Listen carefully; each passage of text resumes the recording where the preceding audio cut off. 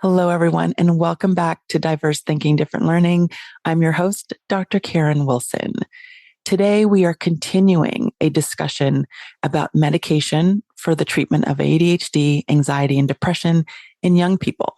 So this is part 2 of a 2-part conversation. So if you haven't listened to part 1, go back. That's last week's episode, listen to it, and then come back and listen to part 2. This is a continuation of my conversation with Dr. Lance Steinberg about medication for the treatment of anxiety, ADHD, and depression in young people. Millions of kids struggle with learning, processing, and social emotional difficulties. These challenges interfere with their ability to reach their full potential. Dr. Karen Wilson is here to help. Her extensive background in pediatric neuropsychology and higher education have prepared her for this unique mission. Listen as she delivers content to inform, educate, and empower parents and educators. This will enable you to identify challenges that kids face and get them on the road to achieving their full potential. This is Diverse Thinking, Different Learning by Child Nexus. I think one thing that you're emphasizing is just the comprehensiveness and the thoroughness, that we're not just jumping into a medical, approach, a medication treatment approach, just willy-nilly. Just because a person gets an ADHD diagnosis doesn't mean that they are absolutely going to need, and that will be the first step for is going to be medication. There's so many things to consider, so many things to do before you get to that step. And connecting with someone who has this holistic approach, who's going to be thoughtful and thorough in their approach, is so important for families because, again, like you said at the beginning, this is a very important decision for families to make for their child, for their teen, and for their family. 100%.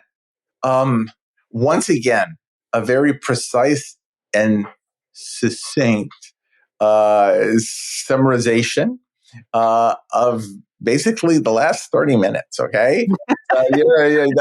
Okay. Okay. So now let's go look at the medication options. So some of these, remember, as far as the FDA is concerned, have certain age limits. You have to be at least this age. You don't want to be over this age. It gets a little complicated, but you need to know your stuff. And you want to try to stay as on label, which means what FDA has approved, as opposed to going off label. Why? The FDA has its pros and cons, and we've seen that over the years.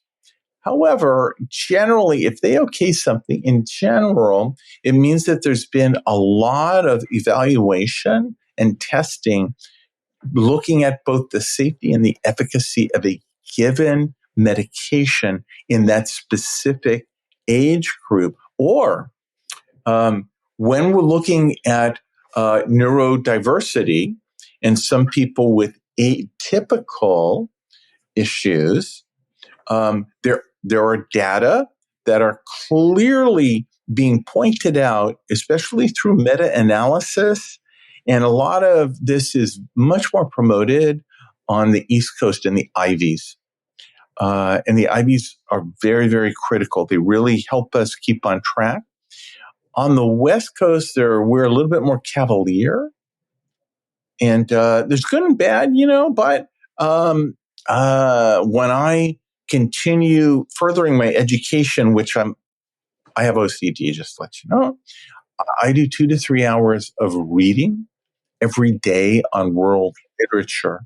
So, there are all different opinions for all different reasons, and you have to give and take and weigh the risk to benefit ratio of a given intervention for your patient. So let's now go on to choosing medications. So the fact of the matter is, far majority of people, again, everything is if they medically are safe, and you want to get a clearance for that.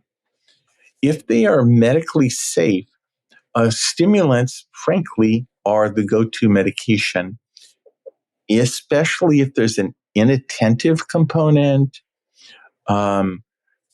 or it can be just pure inattentive ADHD, It could be even a combination of inattentive ADHD and including impulsive hyperactive ADHD subtype or combination.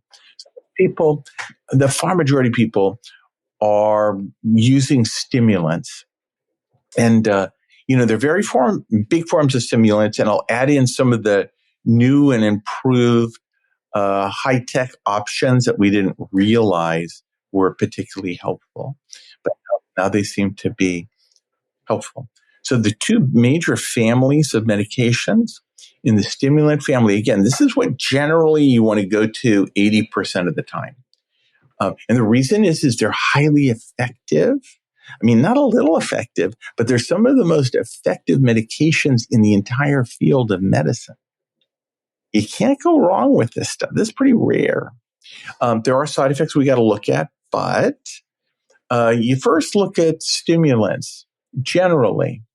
You also look at the age. We prefer to wait until at least 6, to do meds, but there are special meds that we do less than 6, and sometimes we bend the rules a little bit because the quality of life of the patient is critical. And we just have to be extra careful with watching certain medical and psychological parameters when we use these things sort of a little outside of the FDA approval range, let's say with age or diagnosis. So we have two groups of stimulants. We have the generic term of Ritalins and the generic term of amphetamines. So the Ritalins are also known as methylphenidates. And the dexedrines are known as the actually just plain old-fashioned amphetamines, AMPH. That's our abbreviation. Both are generally excellent. Both have their own side effect profile. And sometimes people respond to one or the other or both or none. And it's important to know that even if one does respond to medication, it doesn't definitively diagnose ADHD. It's a myth. In fact, if one responds to a medication, it, again, does not confer and establish the ADHD diagnosis, and not responding does not establish that they don't have ADHD. It's very, very important. So a lot of trial and error happens here. General rule of thumb, if we look at data and susceptibility to certain medications, generally prepubertal people seem to prefer the methylphenidates. We'll get into that in a second. Peripubal, it's up in the air. And then postpubertal, more of the amphetamine base. Okay. The rule always is start low, go slow. The reason start low, go slow, if a person's going to have side effects, if you're going really, really low, sometimes the side effects fade away. The body starts to adapt, and you can go a little bit higher if necessary. In both of those groups of stimulants. There are some major side effects and the differences.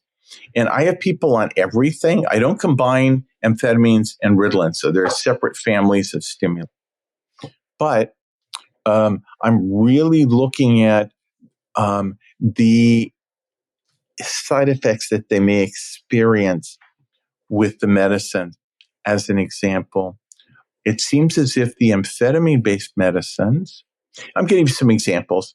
Yes. Adrene, Adderall, Vyvanse, and then there's a slew of other ones, Dianavil, Adzenys XR, ODT, Mydayis.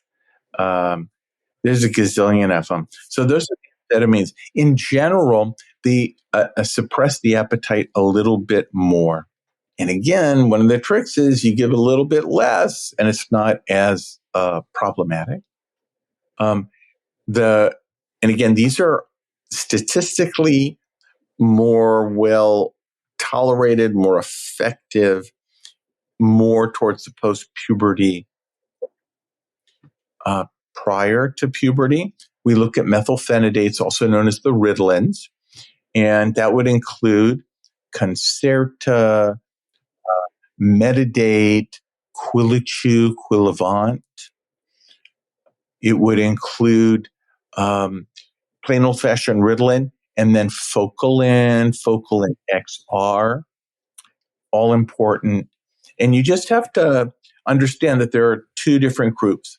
When you pick among those, you try to go for the duration of action that you are looking for. The duration of action, if a kid's going to school and it's only 4 hours a day, why use something that's going to last the whole day? You use some more of a shorter or immediate or a shorter or intermediate acting medication. Same thing with the Ritalins, methylphenidates. Also important is all these medications frequently come in both liquid form, patch form, tablet form, chewable form, and orally disintegrating form, which is important. Right. There are lots of options for parents. Huge. And, it's like the last thing I want to do is battle again with the kid, So it's important to look at the big picture and what's being needed, and to constantly evaluate how we're doing academically, socially, get a lot of feedback from the school. You can see, and remember, these can have social implications. So usually to the better. However, sometimes people, when they're on a little bit too much, they become dampened down. Mm-hmm. Yeah. And that really shows how important it is not only to come to the decision to do a medication trial and to pursue medication treatment, but also the importance of follow-ups and monitoring symptoms and response to treatment, because it sounds like that informs whether or not you need to increase the dose, change the medication class altogether. 100%. You're 100% right. So that's why generally doctors, psychopharmacologists, we see people every 3 months to fine tune. And remember also that some of us, being very conservative with regards to medications, less is best. Why put a bunch of chemicals in your body if you don't need it, right?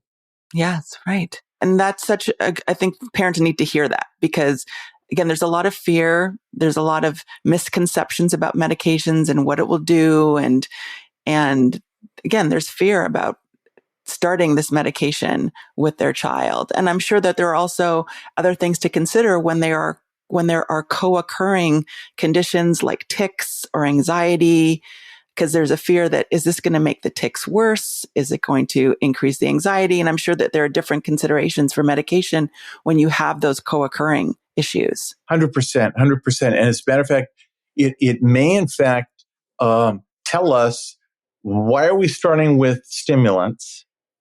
Why are we not starting with other medicines?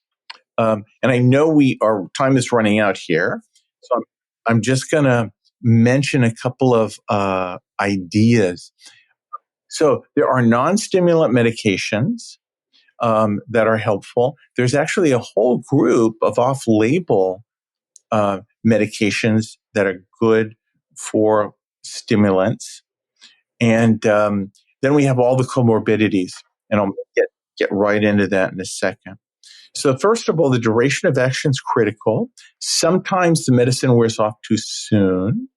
So what we do is we give a bumper dose of a very short-acting medicine prior to what we call rebound, when the medicine's gone, and people get sort of irritability and maybe depression and things like that.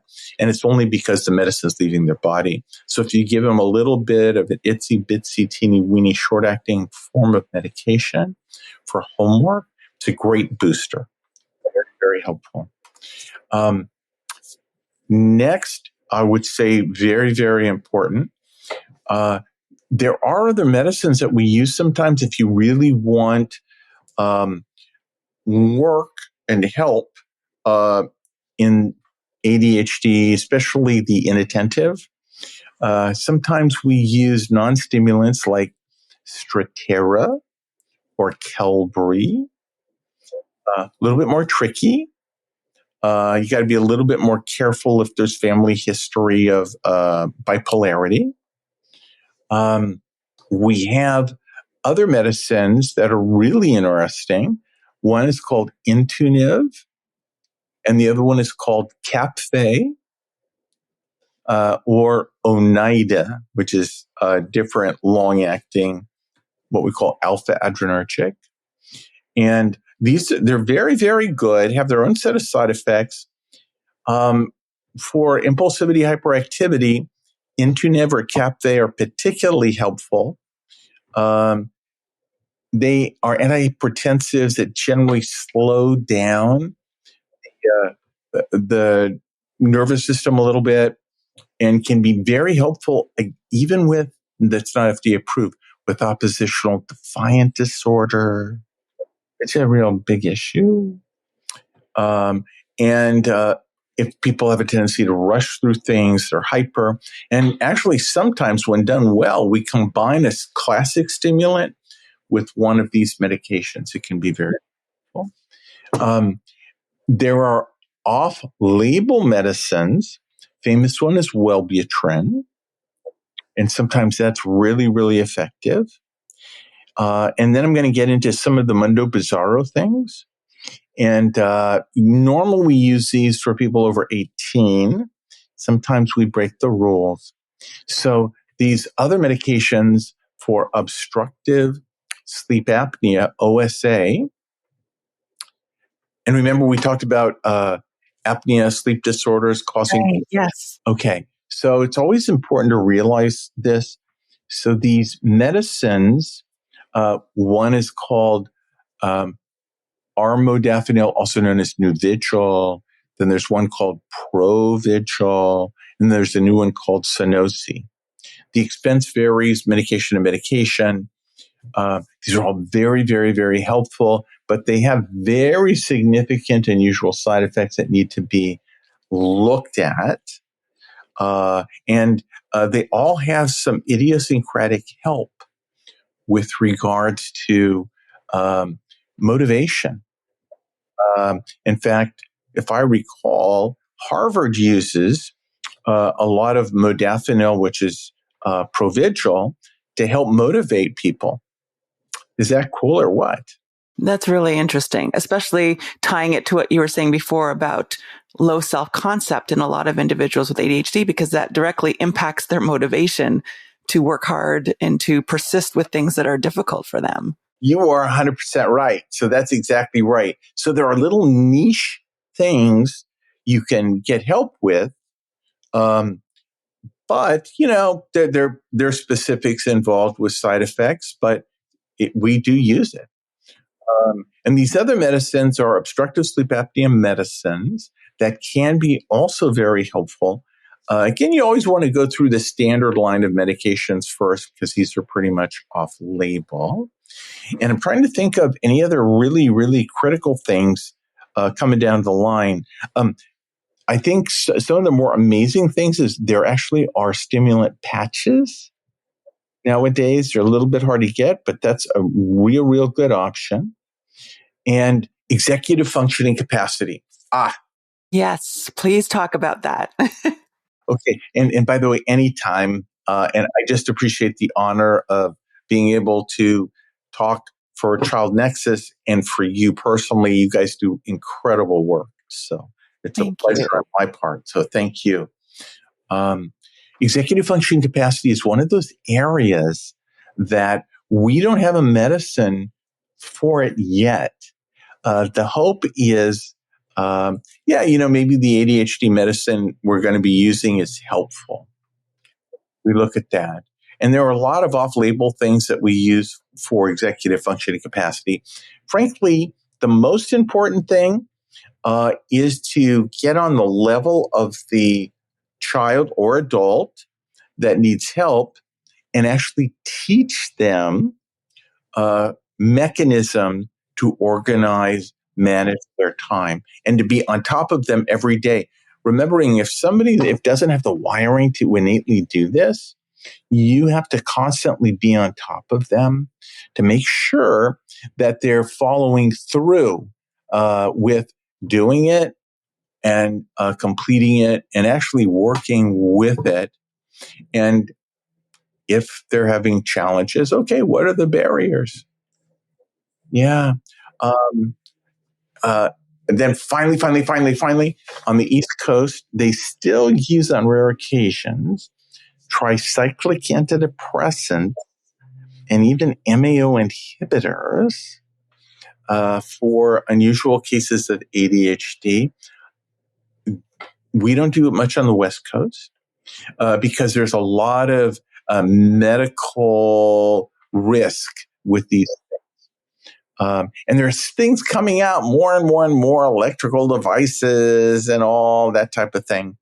And remember, having a good therapist, potentially having a coach with organization and time management is also important. Getting all the accommodations followed through at school, very, very, very important.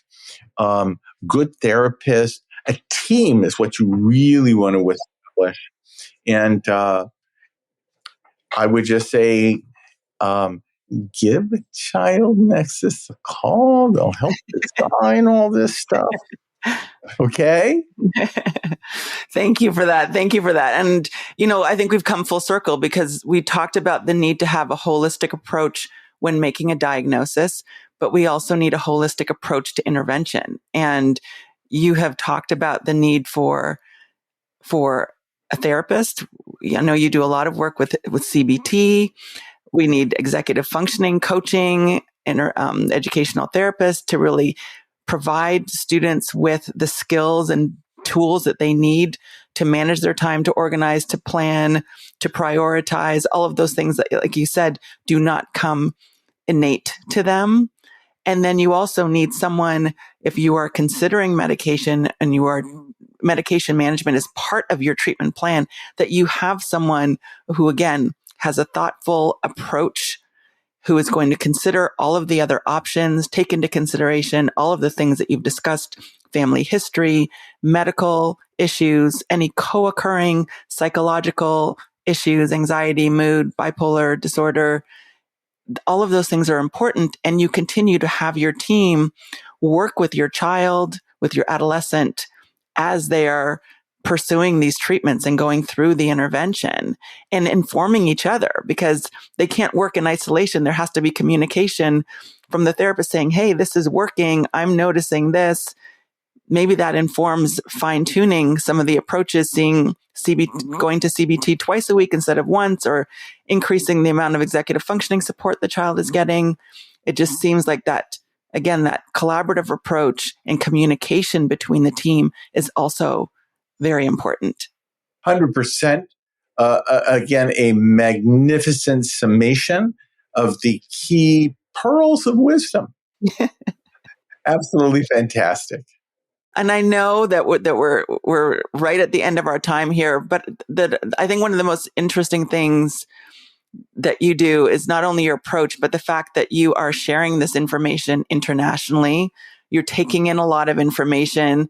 Are there advancements that you are excited about that you are seeing from around the world that you think are going to inform treatment in the future for neurodiverse children and adolescents? Yes. So, as a matter of fact, there's a lot of data specifically on how to treat neurodiverse people. And they did this with a meta-analysis. Harvard taunts it a lot. And they're big proponents in neurodiversity in kids with a slightly different bent than the FDA. They're more strong into Strattera atomoxetine usage. They're strong into guanfacine or Intinev usage. They're also strong in if you need a stimulant, you need a stimulant. Most of the data has been done on Ritalin, so they use that a little bit more. And when you're looking at a neurodiverse individual, it's absolutely critical not only to get medically looked at, make sure we're safe for all these medications, but the sensitivity of the neurodiversity individual towards medications is exceedingly and exquisitely high. And which means that even if you don't fulfill the true spectrum disorder, that means that as you give the medications, they're much more likely to get side effects. So slow and steady wins the race. You got to be very, very, very, very calm and relaxed. The world is doing a lot of stuff. They're looking more and more at electrical stimulation techniques. And again, this is pretty new stuff. So I'm not going to promote any of it right now. The data goes back and forth with the use of neurofeedback country to country. Right now, not necessarily where I would put my money. As far as new medications, there are a ton coming out. Many countries use, and including in my practice, I use combinations of, let's say, stimulants and non-stimulants, done very carefully and exquisitely all the time to customize how it fits in a given individual's profile. So that's becoming a little bit more standard, but make sure you ask for it. Very critical. There are medicines always coming down the line. Let's be honest. If we assume that up to 10% of the population may have ADHD, so it varies 3% to 10%. That's a huge demographic for the pharmaceutical companies. And the last thing I want to do is miss out on getting that demographic. That's huge incentive for them to keep developing and developing and developing. So there actually are many, many, many, many medications coming out to always look for that. The non-medication approaches, because of individuals like you that are so emphatic on a holistic treatment approach, we're learning different techniques to help with concentration, focusing. England has a whole nother way of looking at this stuff. Not to say it's right or wrong, but it's just a whole different approach.